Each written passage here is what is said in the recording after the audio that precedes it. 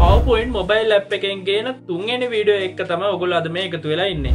කලින් වීඩියෝ එකෙන් අපි ගෙනාව කොහොමද PowerPoint වලින් transition භාවිතා කරන්න කියලා. ඊට කලින් අපි වීඩියෝ එකක් ගෙනාව කොහොමද PowerPoint app එක ඔයගොල්ලන්ගේ phone එකට install කරලා මූලික දේවල් ටික හදාගෙන presentation එක slide add කරගන්න. ඒතකොට presentation එක save කරගන්න. ඒක ඊට පස්සේ view කරන්නේ කොහොමද? ඒ කොටස් ටික කතා කරා. ඉතින් අද කතා කරනවා කොහොමද මේක animation භාවිතා කරන්නේ. ඒ වගේම තවත් features කිහිපයක් මේ PowerPoint app එක තුල. ඉතින් අපි වැඩි කතාවක් නැතුව අපේ වීඩියෝ එකට යමු. තාමත් channel එක subscribe කරලා නැත්නම් පහළ තියෙන රතු පාට subscribe button එක click කරන්න. ඒ වගේම වීඩියෝ එක හොඳ නම් අනිවාර්යෙන් like එකක් comment එකක් add කරන්න. එහෙනම් අපි වීඩියෝ එකට යමු. PowerPoint app එක open කරගත්තට පස්සේ මේ ඔයගලන්ට ඉන්ටර්ෆේස් එක මේ විදිහට තමයි බලා ගන්න පුළුවන්. ඉතින් අද මේ වීඩියෝ එකෙන් කතා කරන්නේ animation භාවිතා කරන්නේ කොහොමද කොටස් ටික. ඉතින් මම මෙතනින් තියෙන text box දෙක මේ විදිහට click කරලා delete button එක press කරලා මකා ගන්නවා. ඊට පස්සේ මම picture එක click කරලා මෙතනින් මම මේ phone එකේ තියෙන picture එකක් කරලා ගන්නවා. හරි. මම මේ පින්තූරය තෝර ගන්නවා. මම ඒක done කරලා මෙතනින් පින්තූරය ඇඩ් කරගත්තා. ඊට පස්සේ මේකට ඇනිමේෂන් එකක් භාවිතා කරන්න පුළුවන් ඔයගොල්ලන්ට. මෙතන ටැබ් එකෙන් මාරු වෙන්න ඕනේ අපි ඇනිමේෂන් කියන කොටසට. ඇනිමේෂන් ටැබ් එකට ආවට පස්සේ මෙතන තියෙනවා entrance effect, emphasis, exit effect කියලා කොටස් තුනක්. ඉතින් ඔයගොල්ලන්ට entrance effect වලට ආවට පස්සේ මේ විදිහට ගොඩක් ඇනිමේෂන් බලා ගන්න පුළුවන්. ඉතින් මම මෙතන wheel කියන එක දුන්නොත් මේ විදිහට ඔයගොල්ලෝ පේනවා ඇති ෆොටෝ එක පැත්තෙන් අංක 1 කියලා වැටලා තියෙනවා. ඉතින් මෙයා ස්ලයිඩ් ෂෝ එකේ ප්‍රිවිව් කරොත් ඔයගලන්ට බලා ගන්න පුළුවන් මෙයාගේ කොහොමද පින්තූරයේ ඉන්ටර්ෆේස් වෙන්නේ කියලා. මෙන්න මේ දෙයට ඔරලෝසුවක අයිකන් එකක් එන විදිහට තමයි ඇනිමේට් වෙන්නේ. ඉතින් මේ විදිහට ඔයගලන්ට ඇනිමේෂන් ගණනාවක් බලා ගන්න පුළුවන්. මෙතන ඇනිමේෂන් ටැබ් එකට ආවහම හැමතිස්සෙම මතක තියාගන්න අදාළ කරන ඔබ්ජෙක්ට් එක ක්ලික් කරලා තමයි අපි ඇනිමේෂන් කියන කොටසට එන්න ඕනේ. ඉතින් මෙතන විවිධ ඇනිමේෂන් වර්ග තියෙනවා. ඉතින් ඔයගලන්ගේ ෆොටෝ වලට ඒ වගේම ටෙක්ස්ට් බොක්ස් වලට මේ ඇනිමේෂන් යූස් කරන්න පුළුවන්. හරි. ඊළඟට දැන් මම මෙතනින් දෙවෙනි ස්ලයිඩ් එකට එනවා.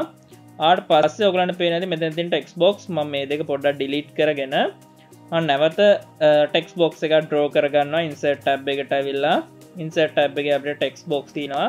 මම ටෙක්ස්ට් බොක්ස් එකක් අරගෙන හරි ටෙක්ස්ට් එකක් අරගෙන මෙතෙන් ඩ්‍රෝ කරගන්න. හරි. මම මෙතන ටයිප් කරගෙන යනවා සුපුරුදු පරිදි. අපේ channel එකේ නම ICT tutorials සිංහල edition කියලා. ඉතින් මේකේ font size වෙනස් කරගන්න ඒ කොටස් ටික මම කලින් වීඩියෝ දෙකේම කතා කරා. ඉතින් මේවා හරිම ලේසි ඔයගොල්ලන්ට. ෆොන්ට් සයිස් ඔයගලන්ට වැඩි කරගන්න පුළුවන්. මම මෙතනින් ෆොන්ට් සයිස් එක සිලෙක්ට් කරලා ටෙක්ස්ට් බොක්ස් එකෙන්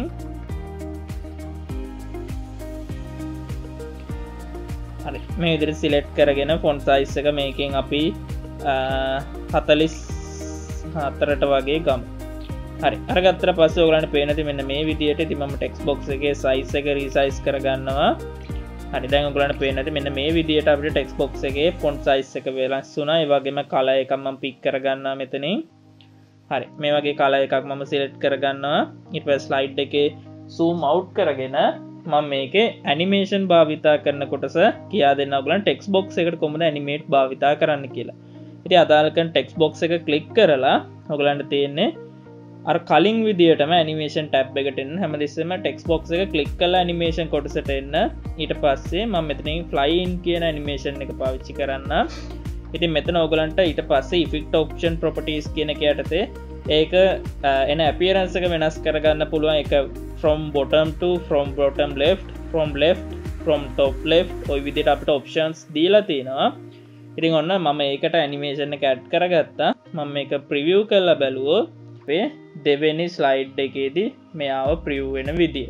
හරි ඔය විදියට අපිට අපි හදන ප්‍රසන්ටේෂන් එකේ ෆොටෝස් වලට ෂේප්ස් වලට ටෙක්ස්ට් බොක්ස් වලට අපිට ඇනිමේෂන් භාවිතා කරන්න පුළුවන්. ඉතින් මේ විදිහට ඔයගොල්ලෝ try කරලා බලන්න ඇනිමේෂන් භාවිතා කරන්න කොහොමද කියන එක. ඉතින් මේක ඔයගොල්ලන්ට ගොඩක් වැදගත් වෙයි.